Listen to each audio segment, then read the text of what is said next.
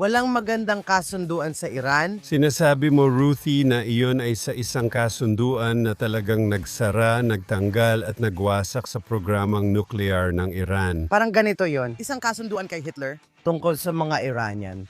Iniwan sila ni Obama at kung gagawin din yon ni Trump, hindi siya magiging mas mabuti kaysa kay Obama.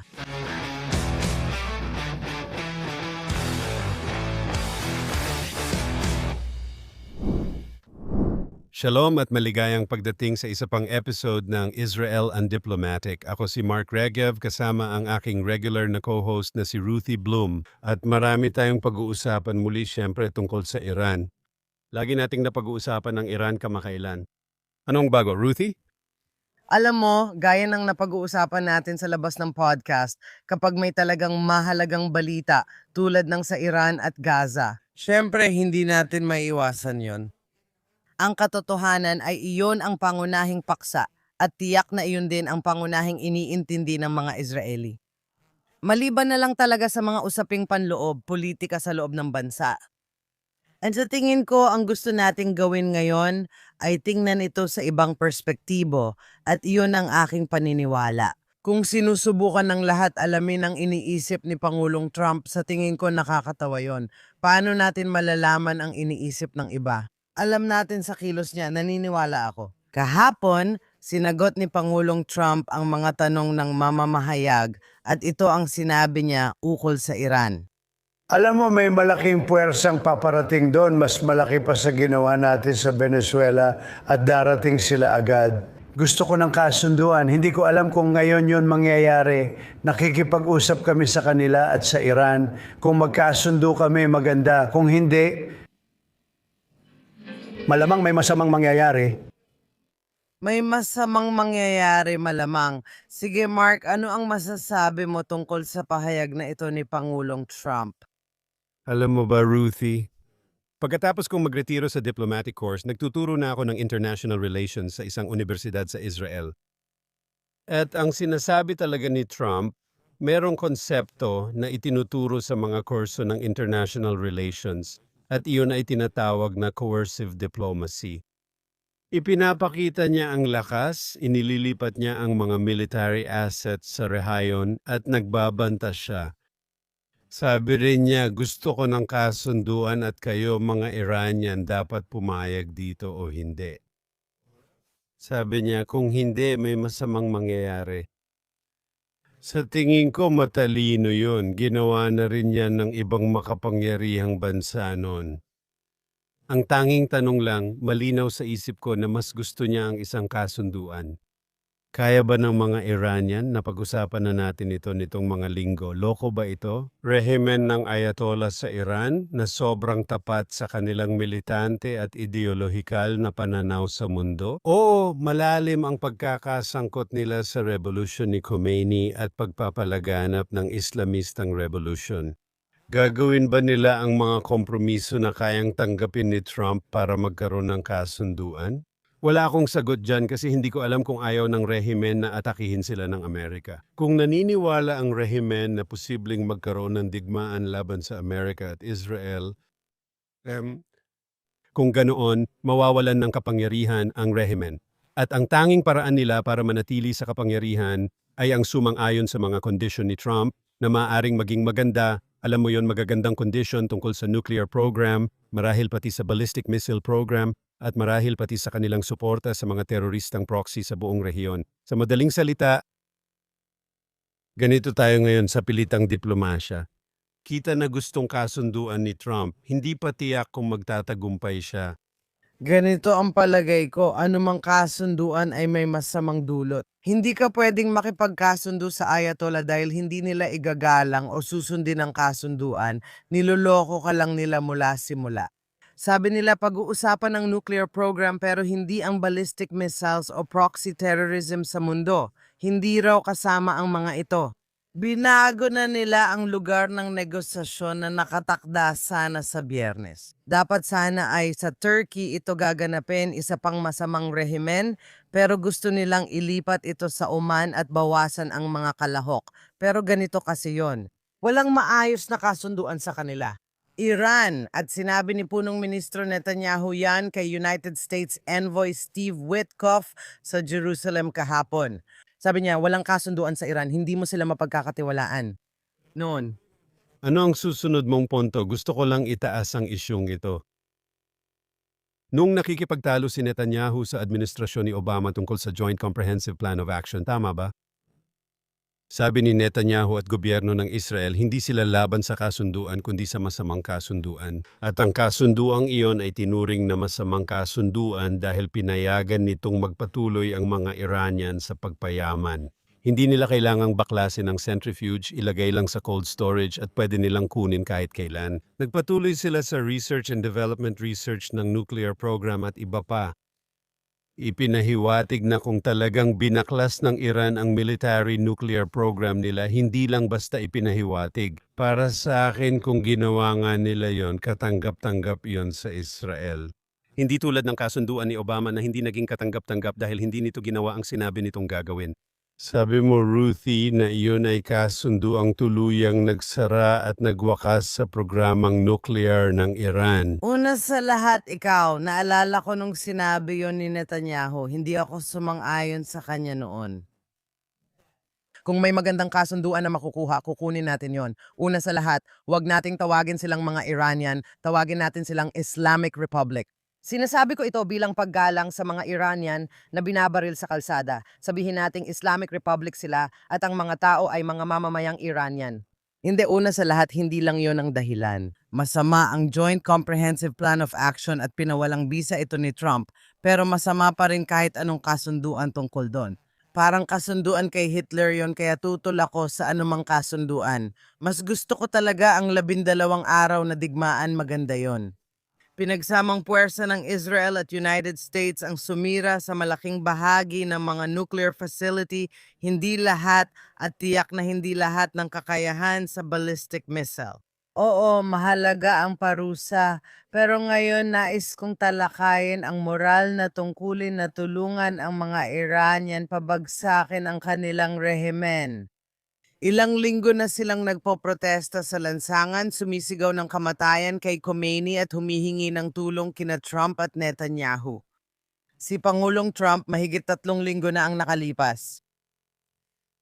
Nag-post siya sa TRUTH Social at sinabi sa mga Iranian na ituloy lang nila dahil paparating ang tulong. At bilang resulta nito at si punong ministro Netanyahu ay gumawa na rin ng mga video clip na tumutukoy sa mga mamamayang Iranian, nasa panig namin kayo at iba pa. Marami nang namatay sa Iran mula nang magpahayag si Pangulong Trump, ngunit umatras siya sa kanyang sinabi. Sabi niya, well, tumigil na raw sila sa pagbitay ng mga tao, kaya titingnan natin. Hindi iyon totoo, hindi pa sila tumitigil sa pagbitay ng mga tao. And sa sandaling ito, sa tingin ko kung si Trump, pagkatapos ng mga sinabi niya at pagkatapos ng mga sinabi ni Netanyahu, naniniwala akong may moral tayong obligasyong tumulong sa kanila at tanging puwersang militar lang ang paraan para magawa ito. Malinaw, tulungan silang pabagsakin ang rehimen. Hindi ko sinasabing kaya natin ito sa militar, pero iyon ang nais ng mga Iranian. Ngayong puro nukes, missiles at terorismo na lang ang usapan kay Trump, ano na ang kalagayan ng mga Iranian? Nakikita natin ito sa mundo ngayon at pag-uusapan pa natin. Pero mahalaga ito. Unang-una, gusto kong ipagkaiba ang sinabi ni Netanyahu at ni Trump. Sinusuportahan namin ang mga tao sa kalsada at paparating na ang tulong na malinaw na nagpapakita ng posibleng pakikialam ng Amerika sa militar. Hindi niya talaga sinabi yon, pero sabi niya may paparating na tulong. Sa tingin ko, mas maingat si Netanyahu sa mga pahayag niya. Sinabi niyang sinusuportahan nila ang pakikibaka ng Iranian para sa kalayaan. Ibig kong sabihin, kahit Europeo pwedeng magsabi niyan, di ba? Hindi ibig sabihin papasok kami at pababagsakin ang rehimen, paparating ang tulong at pag-asa. Siguro pwedeng bigyang kahulugan sa iba't ibang paraan. Alam natin kung paano ito tinanggap sa Iran, di ba? Nakikinig ako nung sinabi ni Trump ang mga komentong iyon. Ang kapatid mo ay ganun din. Si John ay may matagumpay na podcast mula New York, ang The Commentary Magazine Podcast. Nagustuhan ko ang ginawa niyang paghahambing na bagay sa hilig ko sa makasaysayang halimbawa. Sabi niya, para itong si Eisenhower noong 1956 sa Hungary gaya ng tawag ng mga Amerikano. Nagsisimula pa lang noon ang Cold War, 11 taon pa lang ang nakalipas. Sa pagtatapos ng ikalawang digmaang pandaigdig, sinakop na ng mga Soviet ang buong silangang Europa. Oo, nagpatupad sila ng mga komunistang rehimen sa lahat ng bansa sa silangang Europa, kabilang ang Hungary at Amerika. Sa pamamagitan ng kanilang mga broadcast, meron silang Radio Free Europe at iba pang mga network at iba pa. Hinikayat nila ang mga tao sa silangang Europa na palayasin ang mga Soviet na sumakop sa kanila at makamit ang kanilang kalayaan. Ginawa talaga ng mga tao sa Hungary iyon noong 1956, nagkaroon ng tanyag na revolusyon laban sa kontrol ng Soviet at sa malupit na komunistang rehimen na namamayani noon sa Hungary. Pagkatapos, nagpadala ang mga Ruso ng tangke at marahas itong pinigilan. Kahit nagpakita ng moral na pagkagalit ang Amerika, hindi sila tumulong sa Hungary dahil mas mahalaga kay Eisenhower na gustuhin lang ang kalayaan ng mga tao roon. Ngunit ang Unyong Soviet ay may sandatang nuklear. Sinabi nila, dapat ba nating ipagsapalaran ang ikatlong digmaang pandaigdig o isang digmaang nuklear at ang maaaring mangyari sa mga tao ng Hungary, may pagkakahawig ito sa Iran. Ako si Trump, sabi rin ni Eisenhower, saklaw ng impluensya ng Russia ang silangang Europa, tama man o mali. Kung anumang mangyari sa loob ng impluensya nila, hindi na natin pakikialaman. Pero kung palalawakin nila ito, pipigilan natin. Pagpigil ay ibig sabihin kung anong meron ka, sa iyo muna iyon. Hindi namin ito susubukang kunin. Sa tingin ko, bahagi ito ng realpolitik at pandaigdigang kapangyarihan. At sa tingin ko tama ang naging desisyon ni Eisenhower at masasabi ko, ngayon karapat-dapat ang mga Iranian na magkaroon ng kalayaan, karapat-dapat ang mga Iranian sa mas mabuting pamahalaan. Ang bagong pamahalaan sa Iran ay mas makakabuti hindi lang para sa mga tao ng Iran kundi ang ibang uri ng pamahalaan sa Iran ay mas makakabuti para sa lahat ng mga kapitbahay ng Iran. Mas makakabuti ito para sa mga Arabo, mas makakabuti ito para sa Israel at mas makakabuti ito para sa buong mundo.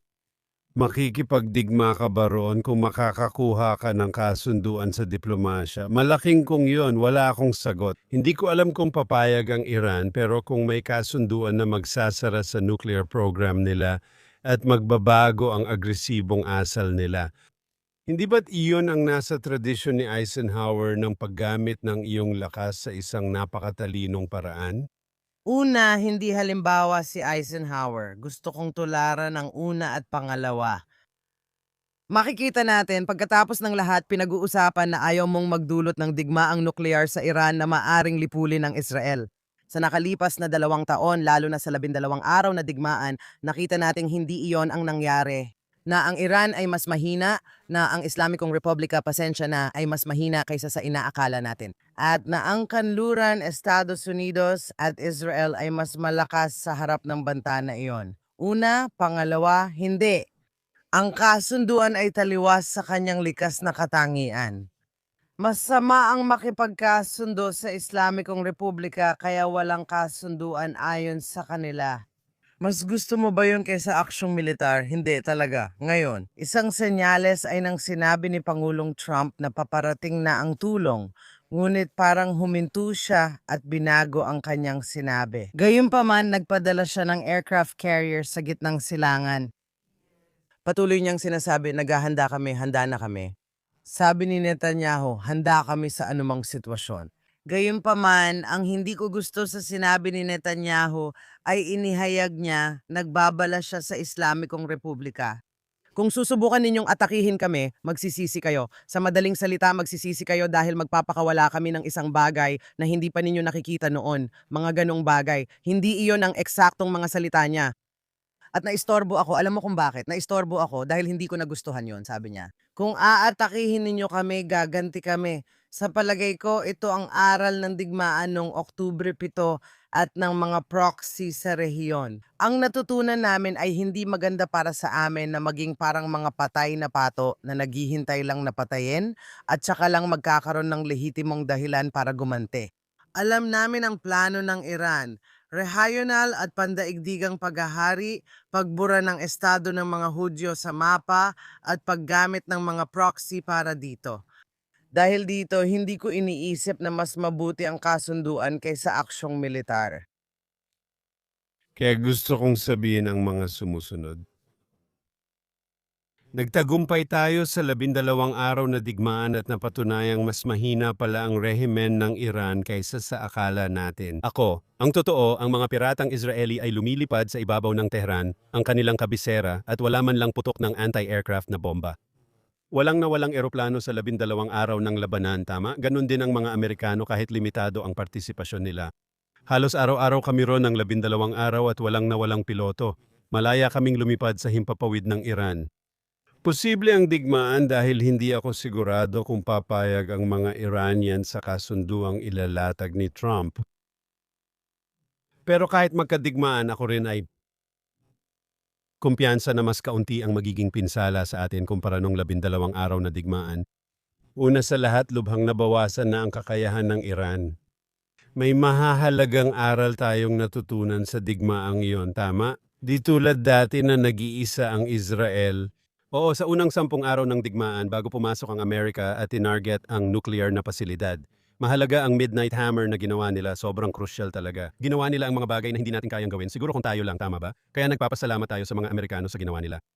Kung kasali agad ang Amerikano, pati mga Iranian kasama na rin. Mas mahihirapan silang saktan tayo dahil haharapin nila ang matinding atake ng United States. Pero dito gusto kong sabihin na may hindi ako sang-ayon sa'yo, hindi ako laban sa preemptive strike ng Israel.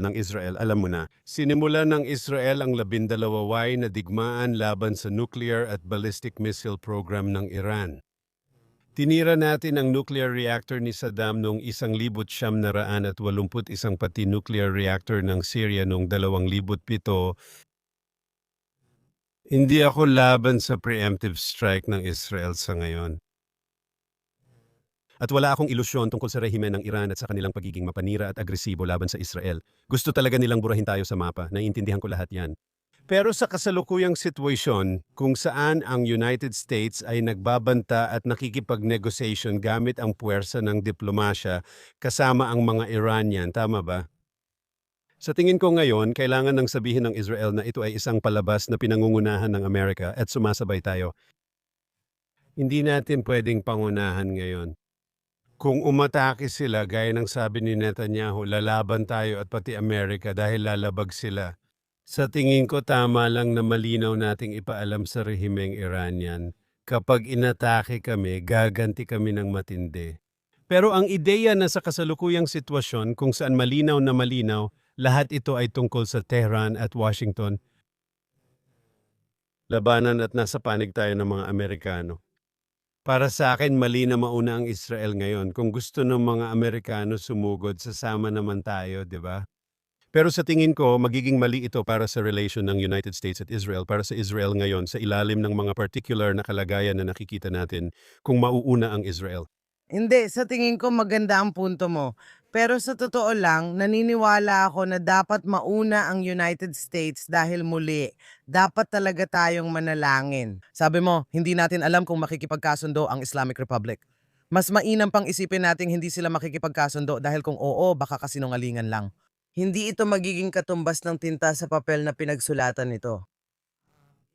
Maaaring piliin nilang maghintay hanggang matapos ang termino ni Trump habang pinapalakas ang kanilang mga teroristang kakampi at armas. Tulad ng ginagawa ni Hamas sa Gaza at iba pang lugar. Kaya oo, naintindihan ko na hindi dapat basta umatake ngayon ng Israel. At posible na ang narinig natin tungkol sa sunod-sunod na mga pagsabog sa Iran at mga sunog. Sabi ng rehimen, mga tagas lang daw ng gas o kung ano pa man. Itinatanggi ng Israel at Estados Unidos na sila ang may gawa, pero posible ring Israel talaga ang may kagagawan. At yun ang paraan nila ng pakikilaho. Hindi sa pamamagitan ng pag-iwas sa isang flyover strike, kundi, alam mo, sa pag-abala at pati na rin sa pag-abala sa infrastruktura ng rehimen. Pero ang masasabi ko ay, sa tingin ko, gusto ko talagang pag-usapan ngayon ang tungkol sa usapin ng moralidad. Bago ka pumunta sa moralidad at mahalaga ang moralidad, pero gusto kong magbanggit ng isang issue. Oh, Pagdating sa uri ng kasunduan na tatalakayin, sige, kung papasok ang Amerika sa kasunduan, Dapat magsalita ng lantaran at malakas ang Israel, gaya ng ginawa namin matapos ang masamang JC na kasunduan. Pero kahit na ito ay isang magandang kasunduan, kailangan nating sabihin na ang kasunduan ay hindi nagbubuklod sa Israel. Kung pakiramdam natin nanganganib ang seguridad, kikilos tayo. Mahalagang gawin ito bilang isang soberanong bansa, tama ba? Sa tingin ko, kailangan nating sabihin yan. At ano ang kinakatakutan ko? Kahit na maganda ang kasunduan dahil ang Iranian, at muli, sa tingin ko ang posibilidad ay alam mo hindi talaga sigurado. Hindi ako sigurado sa rehimeng Iranian dahil sobrang matindi at parang baliw ang rehimen na yon. Maaring bigyan nila si Trump ng alternatibo na mapipilitan siyang umatake kahit hindi naman niya gusto yon. Oh, pero kahit maganda ang kasunduan mo, tama ba? Sasabihin nila, tiniis namin ito ng 3 taon, wala na si Trump sa White House. Sino na kaya kasunod? At yung susunod sa kanya, pwedeng alam mo na maging isolationist o pacifist. Kung ganun sila, Or isang demokratiko. Huwag naman sana. pwede ka ring maging republikano, isolationist o passive. Oh, tiyak. At medyo baliw pero matalino ang mga Iranian kaya kaya nilang dahan-dahang sirain ang kasunduan, di ba? Kaya hindi agad magkakaroon ng lantaran na pang-uudyok kahit maganda ang kasunduan. Yun ang kinakatakot ko. Sige, pero sa tingin ko, kung papayag ang White House sa isang kasunduan sa mga Iranian, sa unang tingin, makukuha mo na ang kailangan mo. Tungkol sa kasunduang nuklear at sa iba pang mga issue, napakahirap para sa Israel na lumabas at alam mo na baligtarin ang situation kung tutuusin. Sana si Trump, alam mo na, naging matindi ang kritisismo niya sa masamang kasunduan ni Obama. Ayaw niyang maikumpara kay Obama at papayag lang siya. Ito ang aking inaasahan. Walang kasiguraduhan pero umaasa akong papayag siya sa magandang kasunduan. Muli, hindi lang yun ang ayaw niyang ikumpara kay Obama. Noong 2009 nang magprotesta ang mga Iranian dahil sa dayaan sa eleksyon, iniwan sila ni Obama at sinabi ni Hillary Clinton na pinagmamasdan lang nila. Oo, gusto naming makita ang mga tao sa Iran. Kailangan nilang magdesisyon para sa kanilang sarili. Mas mahalaga yon, hindi pa Joint Comprehensive Plan of Action ang usapan. Tungkol ito sa mga tao sa Iran na iniwan ni Obama. Kung gagawin din yon ni Trump, hindi siya mas magaling kay Obama. At sa tingin ko, ayaw niyang maalala sa kasaysayan bilang hindi mas magaling kay Obama. Sandali, gusto ko ring idagdag ang mga Iranian. Merong Iranian na drone na umatake sa United States ship Abraham Lincoln Isang pag-atake, papalapit ito. at may isa pa. Isa na namang pag-atake sa mga barko ng United States sa Strait of Hormuz. At ang dalawang bagay na iyon ay nangyari ilang minuto pagkatapos o sa paligid ng oras na si Steve Witkoff ay nasa opisina ni Punong Ministro Netanyahu sa Jerusalem. Pinag-uusapan ito at Gaza ngayon sana sapat na habang sinasabi ni Trump at ng mga Iranian na magkakasunduan sila. At mayroong aggression dito, isang naval na aggression laban sa Estados Unidos na sana ay sapat na. Tanong ngayon, nag-aantay ba si Trump ng go signal mula sa militar ng United States at Israel? Dahil isang bagay na alam natin, narinig natin ito mula sa talagang mapagkakatiwalaang mga source na may kakulangan o problema sa United States at Israel pagdating sa mga interceptor. Hindi lang ito taktika ng pagpapabagal ang totoo, hindi lang ito tungkol sa kasunduan. Lagi mong sinasabi na dapat niyang gawin kung kaya niyang makipagkasundo. Hindi niya dapat gawin. At kung pababayaan niya ang mga Iranian tulad ng ginawa ni Obama, ako ang unang-unang pupunas sa kanya tungkol doon. Hindi ko iniisip na gagawin niya yon at umaasa akong hindi niya gagawin. Sa ngayon, naging mahusay siya sa rehiyon. Maliban sa ilang bagay na talagang hindi ko gusto. Pero sa pagkakataong ito, halos sigurado akong hindi niya gagawin yon, hindi niya hahayaang mapahiya siya ng ganon. Gusto kong itama, sinabi kong kunin niya ang kasunduan, hindi ko sinabing dapat niya, sinabi ko lang gagawin niya. Hindi ako nagbibigay ng moral o ethical na pahayag. Sinasabi ko lang, kung kilala ko si Trump, kukuha siya ng magandang kasunduan kung kaya niya. Hindi ko sinabing dapat niya gawin yon. Sang-ayon ako sa iyo na ayaw ni Trump na makilala bilang anti-Obama. Hindi, bilang si Obama. Bilang si Obama. Pasensya na, bilang si Obama, bilang yung tao, alam mo yon, ginawa niya ang sarili niya bilang anti-Obama, di ba? Ako yung taong handang gumamit ng puwersa. Ako ang America First, ipinaglalaban ko ang kapangyarihan ng Amerika. Hindi ako takot gumamit ng puwersa kung kailangan, di ba? Pero kasabay din nun at nasabi na natin to dati sa podcast natin, hindi rin siya si George W. Bush. Tutol siya sa nation building, tutol siya sa all-out war. Gusto niya ng mabilis at madali ang digmaan tulad ng sa Midnight Hammer at sa Venezuela. Ayaw niya ng mga sundalong ipinapadala sa lupa. Masyado siyang kritikal sa mga digmaan ng United States sa Afghanistan at Iraq at matindi rin ang kritisismo niya sa naunang republikanong presidente sa ganong paraan at iba pa. Sa tingin ko, kakaiba ang pamana ni Trump kumpara kina Obama at George W. Sa tingin ko, yun ang interesting na abangan pero iniiwasan ko ang usaping ethical. Nais mong talakayin ang moral na obligasyon natin sa mga Iranian at ang kanilang laban para sa demokrasya. Hindi, sandali lang. Ayokong gamitin ang salitang demokrasya, nation building, or iba pa. Ang tinutukoy ko ay ang malawakang pagpatay ng mga Islamista. Sige, at kailangan nang itigil yan, kailangan nang tapusin yan. At lalo na dahil nangako si Pangulong Trump na tutulungan ang mga tao, hindi ako nagsalita tungkol sa demokrasya. Wala akong alam. Pero sasabihin ko kung ano ang pagkakapareho ni Trump sa mga naunang presidente ng United States and isa itong sakit ng kanluranin sa kabuuan. O pwede mong sabihin na mabuti na hindi ganito mag-isip ang kanluran pero talagang lumalala na ito. At iyon ay ang hindi pagkakaintindi sa kapangyarihan ng relihiyosong ideolohiya, lalo na ang Islamistang relihiyosong ideolohiya. And ang ideyang iyon na may kaugnayan sa Gaza at may kaugnayan kina Witkoff at Kushner. Ang ideya na talaga ang gusto lang ng lahat ng tao at kaya nga si George W. Bush, nabanggit mo siya. Mabuting hangarin lang yon. Gusto ng lahat mabuhay ng malaya, magkaroon ng malayang halalan at demokrasya. Isa itong malaking maling pagkaunawa sa kulturang Islamiko ng gitnang silangan, lalo na kung ano ito at paano ito noon. At ang ideyang sapat na ang bigyan ng kasaganaan ang mga tao para magkaroon ng pag-asa at pagbabago. Kanluranin ang ganyang pananaw, iba ang mentalidad sa gitnang silangan at hindi rin kasalanan ni Trump iyon. Sa tingin ko hindi niya alam ang mga bagay na ito at marami sa mga taong nakapaligid sa kanya at bumubulong sa kanya ay hindi rin sapat ang kaalaman tungkol dito. Kahit ang mga nauna sa kanya, demokratiko o republikano, kulang din sa kaalaman. Sa tingin ko, ang pinagkaiba ay nung ang mga demokratiko nang ang Partido Demokratiko ay talagang lumayo pa sa kaliwa. Nagsimula itong halos iugnay ang sarili sa mga radikal na Islamista. Nagkaroon ng ganitong uri ng pagsasanib, parang alyansa ng komunista at Islamista ang mga Republikano. Nanggaling ito sa isolationism na tradisyon ng Partido Republikano na dati sobrang isolationist. Pero alam mo, may discussion kung ano ang tunay na ibig sabihin ng America First. Naniniwala ako na Amerika ay may liwanag na maibabahagi sa mundo. Sa Israel naman, sinasabi namin kami ang ilaw sa gitnang silangan.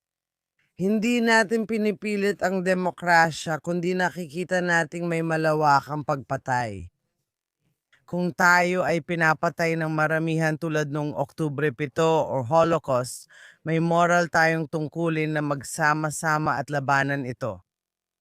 Una, hindi ako sang-ayon sa sinabi mo tungkol sa gitnang silangan. Tama ka naman at naniniwala akong totoo yun. Hindi ka basta-basta pupunta sa isang bansa na walang tradisyon ng demokrasya at walang tradisyon ng malayang lipunang sibil. At sasabihin mong magkakaroon na tayo ng demokrasya bukas at magkakaroon ng eleksyon, hindi iyon gumagana. Isa itong proseso, tama? Isa itong proseso. Sa palagay ko, kung bumagsak talaga ang rehimen ng mga mula sa Iran, sa tingin ko, natatanging nakaposisyon ang Iran sa gitnang silangan para magtagumpay. Ipaliwanag ko kung bakit.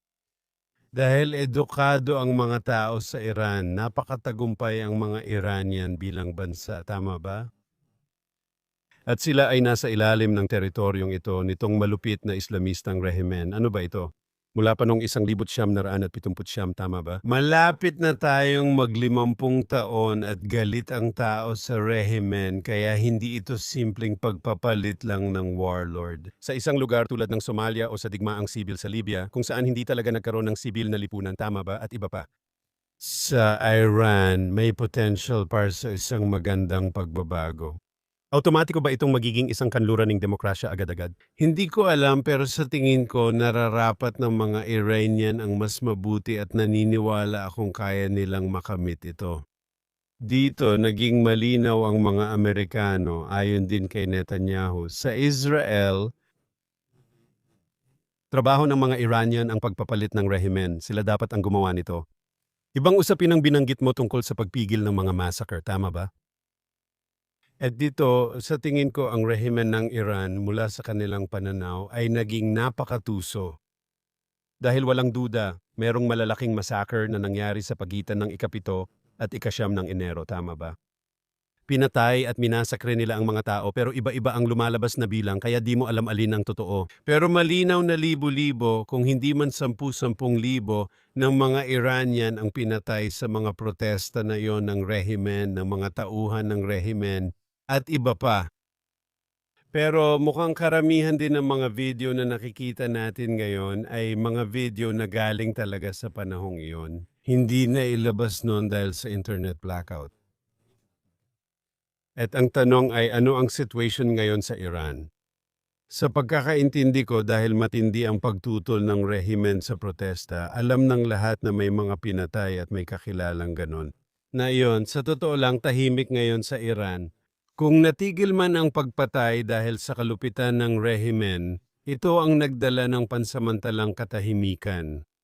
Maaari mo bang sabihin na papasok na tayo ngayon para iligtas ang mga inosenteng tao? Oo, kasi kung bumagal ito at di tayo sigurado, lalo na't may magkakasalungat na ulat gaya ng sabi mo. Bagamat sinasabing pinapatay sila kahit sa ospital, may mga revolusyonaryong gwardiya na umaakyat at binabaril ang mga sugatan doon. Nakakuha kami ng mga ulat mula sa mga doktor na nagsasabing ganun nga kaya hindi talaga natin alam ang eksaktong nangyayari.